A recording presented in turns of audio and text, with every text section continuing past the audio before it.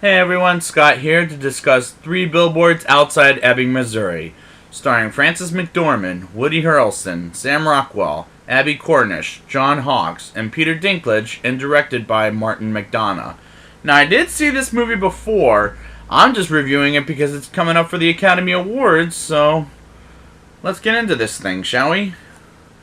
Mildred Hayes, played by Academy Award nominated and winner Frances McDormand, puts up signs that say the police can't do shit on this movie titled Three Billboards Outside Ebbing, Missouri, and is seen by Officer Dixon, played by Academy Award nominated for the role Sam Rockwell, who's an actor, and I brought up in Iron Man 2, like Frances McDormand, I really enjoy seeing in this movie, because they both give us very phenomenal performances, and so does Academy Award nominated for the role Chief Willoughby, played by Woody Harrelson, who is amazing here as well.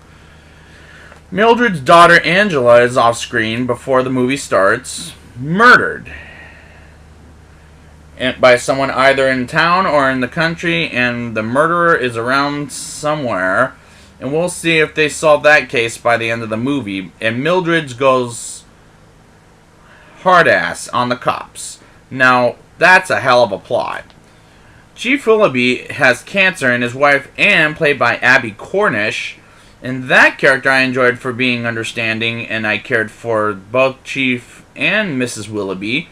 Mildred goes to the dentist because her tooth is wobbling, and the fucking doctor doesn't check her tooth and gives her a little Novocaine in her, and she's violently drills a hole in his finger, and that gave me the fucking willies, because that's gotta fucking hurt. I mean, I don't want to go through that personally if I'm at the dentist.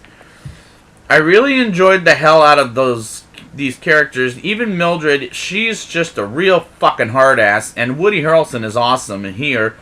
And Sam Rockwell, I said it in Iron Man 2. He's really fun to see on screen, and I enjoyed his performances. Mildred calls Dixon a fuckhead, and I thought was fucking hilarious, and in a way anyone could say, damn!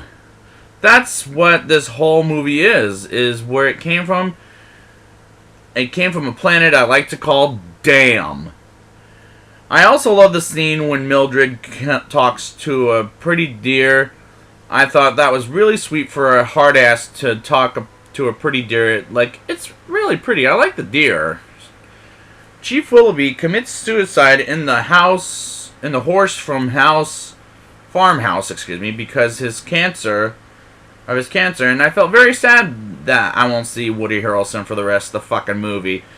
And I love when Dixon is listening to music while everyone hears the news about Willoughby's death. That was really funny. When Dixon throws out Red, who's the billboard owner, and his secretary out the window, that was a very fucked up scene. And another really fucked up scene is Mildred's car getting a soda can thrown at and kicks one guy in the fucking ball sack and a girl's privates area, which is why Mildred is a real motherfucking hard ass, and McDormand plays that off very well. Dixon gets fired from the police station by an African American chief replacement, and that was the same fucking guy he passes through when he threw Red off and his secretary out of the building, and Dixon says, "What the fuck are you looking at?" I personally found Dixon more relatable since he got fired at that point. The three billboards she set up gets on fire, and I have a fucking feeling it was Dixon, because that motherfucker didn't hate those billboards in the first place. But I really hate that fucking scene too, so I'm not going to put any blame on anybody. I love the scene when she talks like the slippers she had on. I thought it was really funny, but the best part in this was in the trailer when Mildred says to the reporter, "This doesn't put an end to shit, you fucking retard. This is just a fucking start. Why don't you put that in the Good Morning Missouri broadcast, bitch?" Not only I was like, damn! But I love the hell out of that scene, and I would watch that fucking clip again by any means. The police station gets on fire while Dixon is in the is in there because he gets a note from Chief Willoughby, and Peter Dinklage is here to save Dixon and defend Mildred after the fire. I love the scene when Dixon apologizes to Red for throwing him out the window, and Red forgives him by giving him orange juice. I thought that was sweet to learn forgiveness for a movie that's been so hard-assed, by the way. While Mildred and Peter Dinklage are having an embarrassing dinner